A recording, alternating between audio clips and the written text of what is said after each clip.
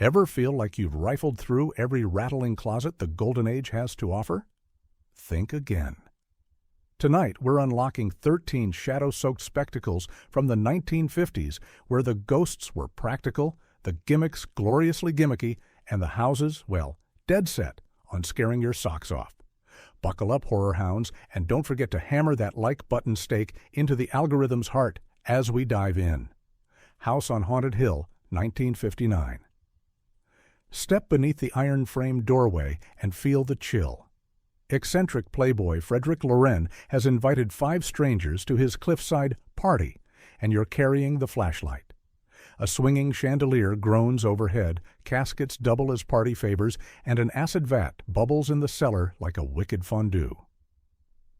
We glide through corridors with our ever-affable guide Vincent Price, his voice a velvet ribbon that's somehow both brandy warm and grave cold. Director-showman William Castle rigged every fright by hand, hidden pneumatic blasts for sudden doors, reverse cranks to make ghosts glide, and that infamous plastic skeleton that once snagged a patron's hat mid-flight. Castle's carnival know-how let a $200,000 quickie claw back nearly $3 million, outgrossing studio prestige picks in major cities. Critics sniffed, yet midnight crowds squealed, and the film's winking showmanship seeded today's 4D theme park haunts. Look closely at the attic window. You'll see crew fingerprints in the cobwebs because Castle insisted on building real dust traps rather than spraying artificial fluff. The result is a mansion that feels lived in, or rather, died in. Price later joked he'd never had so much fun for so little money, and you can sense it. Every sardonic grin dares the audience to laugh before they scream. The Screaming Skull, 1958. Picture yourself seated at a midnight double bill when the projector crackles and a narrator intones. This film is so terrifying, we'll pay for your burial if you die of fright.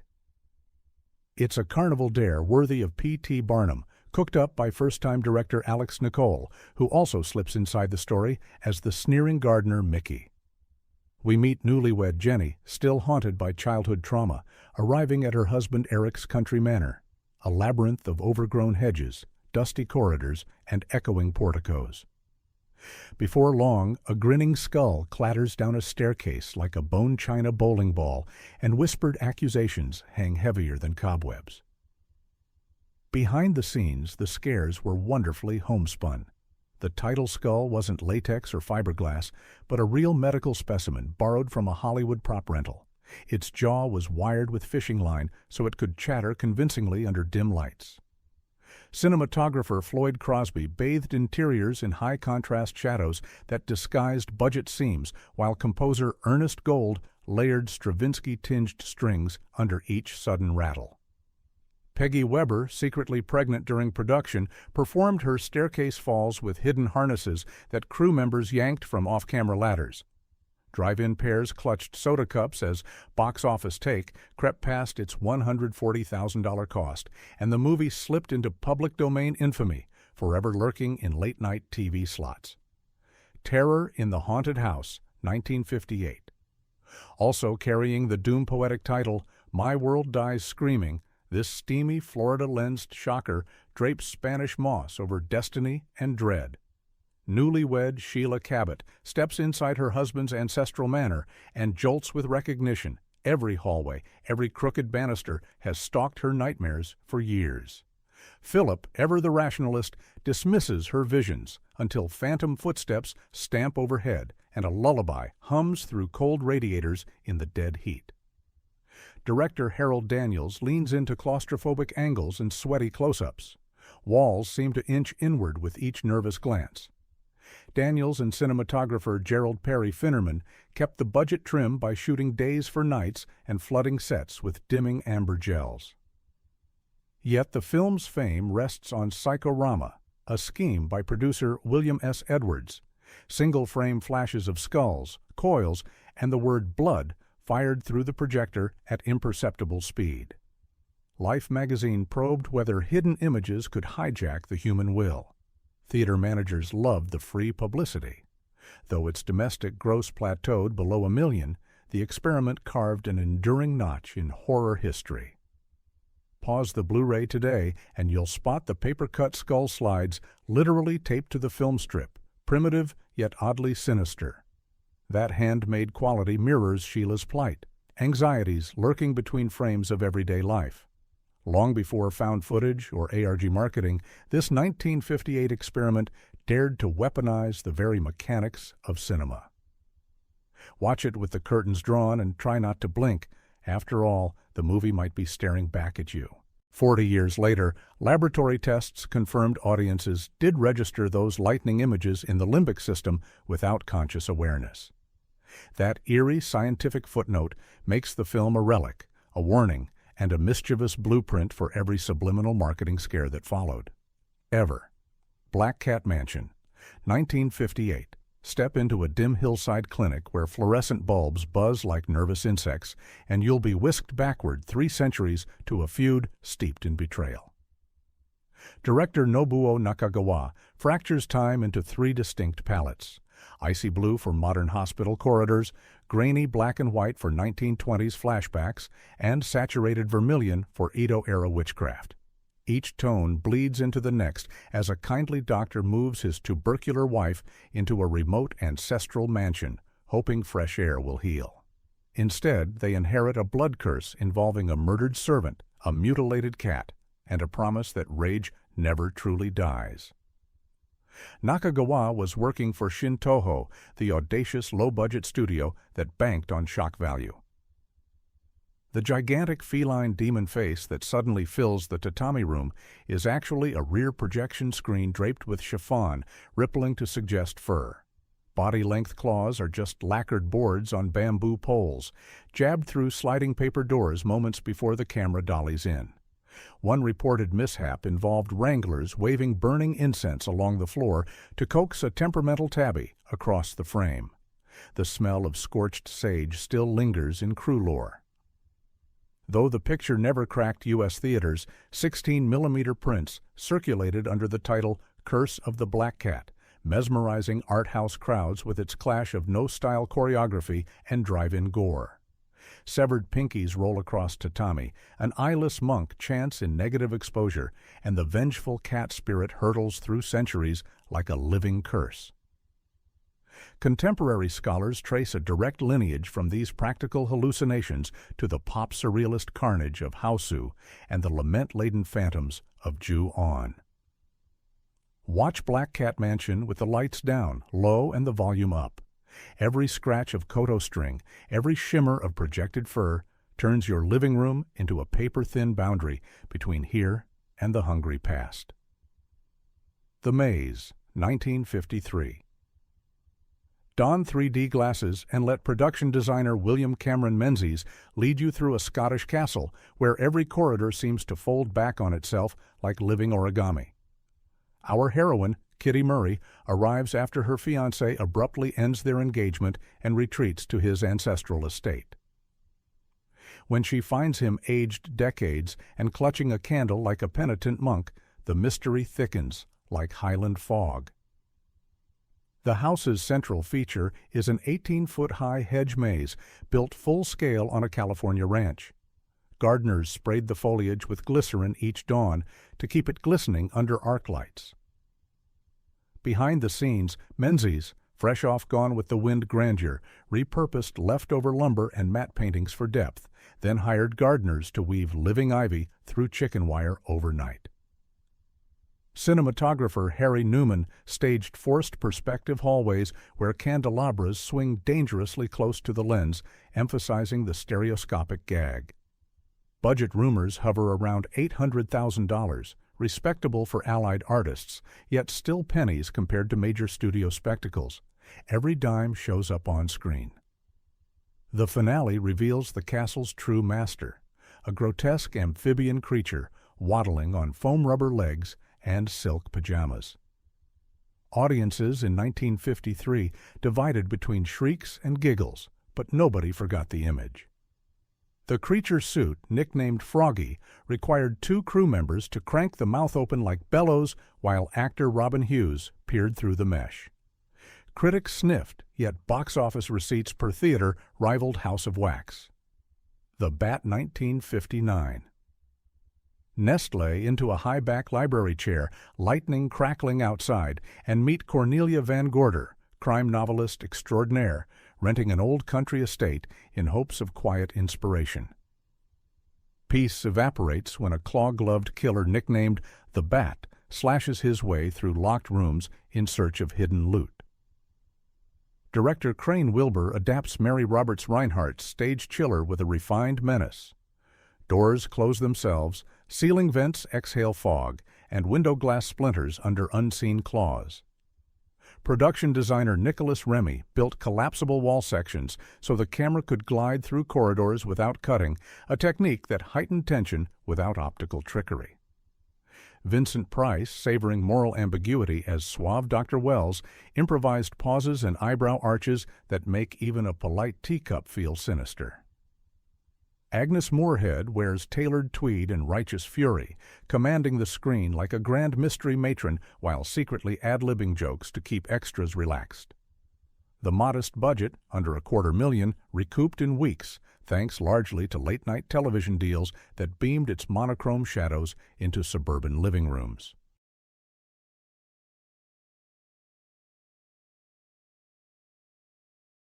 Fans of Italian giallo point to the Bat's minimalist mask, black fabric stretched tight, no eye holes, as a proto-blood and black lace influence.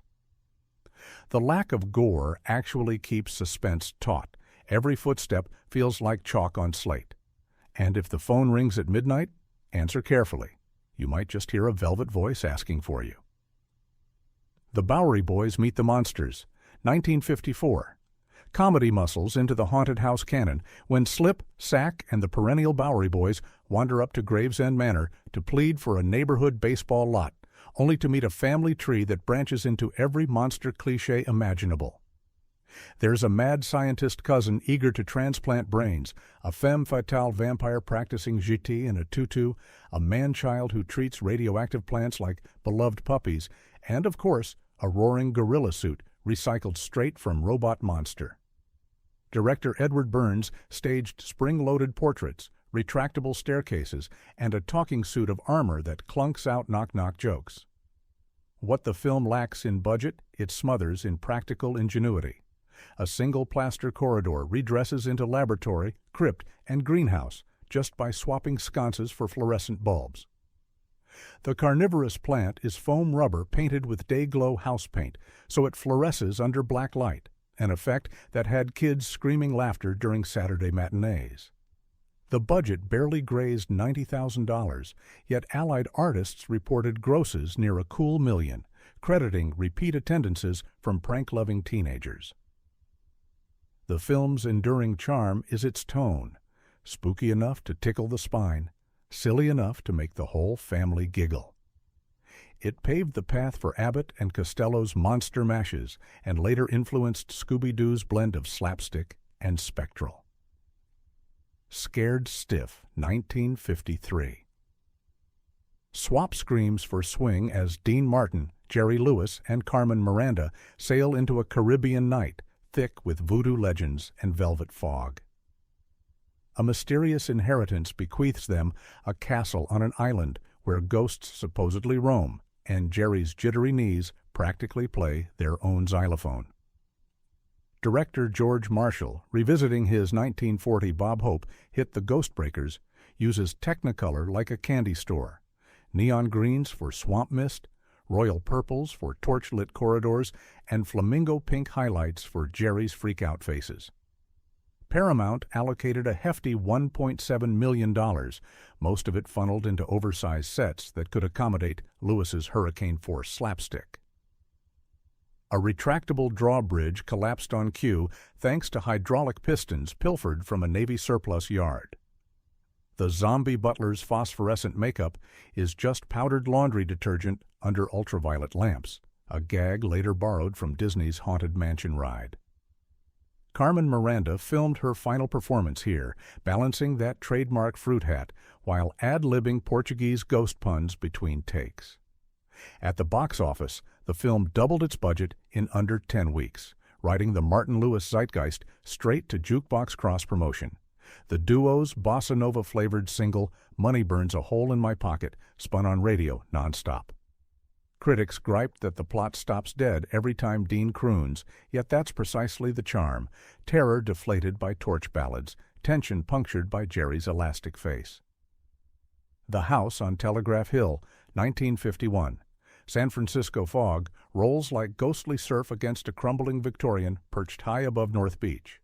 Inside, war survivor Victoria becomes heiress to a fortune and the ward of a small boy, after assuming her deceased friend's identity. Director Robert Wise, fresh from The Day the Earth Stood Still, crafts a thriller where the house is less haunted than conspiratorial, its creaking boards and erratic dumbwaiter whispering that secrets lie 2 steps behind every footfall. Wise blended real locations with matte painting magic. You see Julius's castle for exterior panache, then slip inside Fox Studios sound stages where wallpaper peels like old bandages. A runaway car scene careens down Telegraph Hill's serpentine slope without rear projection fakery. Stunt driver Kerry Lofton executed the skid in one take, spraying spectators with gravel so real that preview audiences ducked. Production designer Lyle Wheeler peppered the nursery with lethal toys, including a swing set wired to snap if a child leaned too far, a tension device never actually used but palpable on screen. The film cost a modest $750,000 and recouped double, but its critical cachet proved richer. Reviewers praised its Hitchcockian friskiness, while French critics later saw noir geometry in every staircase shadow.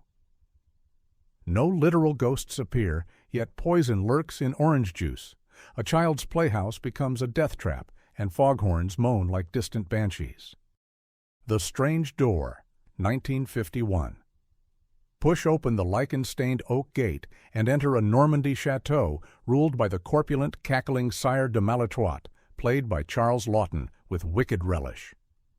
Beneath candle-lit chandeliers, he imprisons his own niece and engineers sadistic games for a wrongfully jailed rogue, forcing lovers to survive swinging axes, rising water, and walls that literally close in. Boris Karloff, tender and weary as the loyal servant Voltaire, navigates torch-lit tunnels and spring-loaded grates in hopes of a redemptive escape. Universal's budget hovered around $600,000, but the studio poured every penny into medieval torture devices. The climactic corridor, stone walls crushing inward on gears salvaged from a retired cotton gin, was built full-scale on Stage 12, powerful enough to snap timber if actors missed their mark. Director Joseph Pevney shot the sequence with 2 cameras and real falling masonry dust, prompting Laughton to quip, "If the ceiling collapses, at least we'll receive authentic applause." Irving Glassberg's noir lenses paint bars across faces, foreshadowing Hammer's style years ahead. Released as a late-night programmer, the film spooked Southern censors who trimmed whip strokes and one grisly rack shot. Yet word of mouth grew. Sailors on shore leave lined up for the blend of swordplay and sadism, and British critics lauded its swashbuckling mood. Modern horror historians see proto-Hammer DNA, high-contrast chiaroscuro, florid romantic peril, villainous purrs. The Black Castle, 1952. A dense Austrian forest parts to reveal Count von Brunner's fortress, a granite silhouette against lightning that looks suspiciously like a grinning skull. British adventurer Sir Ronald Burton rides in to investigate vanished friends, only to discover alligator-filled moats, secret ophthalmology labs, and banquet halls where the wine tastes like betrayal. Director Nathan Jurin's debut feature cannibalizes Universal's leftover sets from Son of Frankenstein, proof that new nightmares can germinate in old bones. Lon Chaney Jr. stomps through the corridors as Gargan, a scar-cheeked henchman torn between loyalty and conscience, while Boris Karloff softens the menace as compassionate Dr. Meister. Patients call him the only candle in the dungeon. Practical effects rule. Fog pumped from dry ice boilers seeps beneath iron doors, and a collapsible bridge flips stuntmen into the moat, where real juvenile gators paddle circles under chicken wire netting. Cinematographer Irving Glassberg furnishes dungeons with slanted beams that tilt psychology as well as perspective. Released on Christmas Day to capitalize on holiday crowds hungry for adventure, The Black Castle earned solid matinee coin, and critics praised its brisk pace even as they side-eyed the reptilian finale. It resurfaced on late-night television in the 1970s, where budding filmmakers noted its swashbuckling meets horror DNA, a template later refined by Hammer and Indiana Jones alike. Scholars note that its heroic female lead, played by Paula Corday, wields crossbows instead of fainting couches, predicting the action heroines of decades later. Every torch stands watch. Every gargoyle seems to turn its head as you pass. Dare linger. The Ghost of Yotssuya, 1959. Legend warns that if you speak Lady Oiwa's name near candlelight, the flame will gutter sideways and vengeance will find you. Director Nobuo Nakagawa adapts the classic kabuki revenge play into a fever dream of tatami mats and blood-slick kimonos. Samurai Kadyemun murders his devoted wife in pursuit of social climbing. Her poisoned face, half melted and weeping, returns as a floating vision superimposed without optical printers. How? Layers of wax makeup dripped under studio lamps while a gauze screen slid between camera and actor.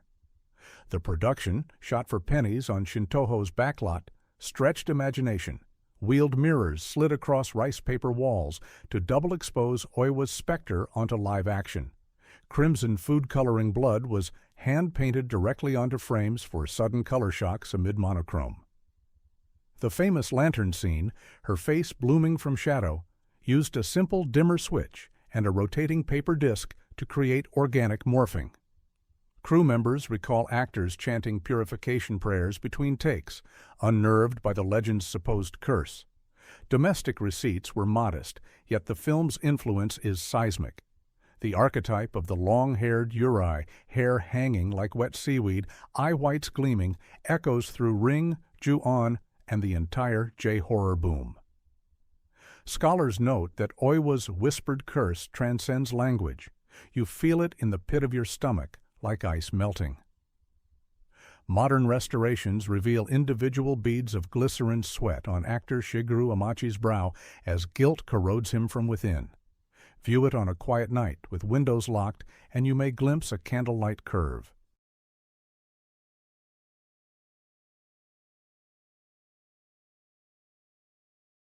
Ghostchasers, 1951. Before proton packs and ecto goggles, the Bowery boys strapped on bravado and marched into a crooked seance racket. Slip wants to expose fake spirit mediums. Satch only wants his knees to stop knocking.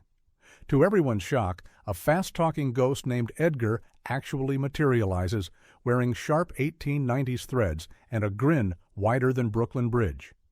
Director William Bodine, legendary for shooting quick and cheap, turns a creaky boarding house into a carnival of floating candlesticks, slamming doors, and levitating phonographs. Monogram Pictures allotted roughly $85,000, couch cushion change even in 1951, so ingenuity ruled. Invisible wires jerked chairs across parquet floors, while a spirit cabinet used forced perspective. Half-size furniture glued to the back wall fooled depth perception, letting Edgar stroll through walls like vapors. Stagehands yanked rope pulleys for swinging chandeliers, timing gags to Hunt's Hall's bug-eyed reaction shots. One sequence involved dry ice pellets hidden in a skull's eye sockets. Just add water for Instafog. The result? A $700,000 gross and Saturday matinee bragging rights. Kids loved that the ghost was a good guy long before Casper cartoons monopolized sweetness, while parents cackled at the boys' rapid-fire slang. And there you have it.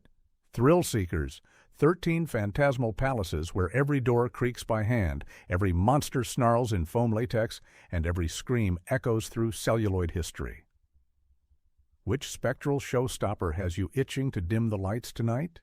Let us know in the comments, slam that subscribe button, and ring the bell so you never miss our next expedition into forgotten cinematic gold.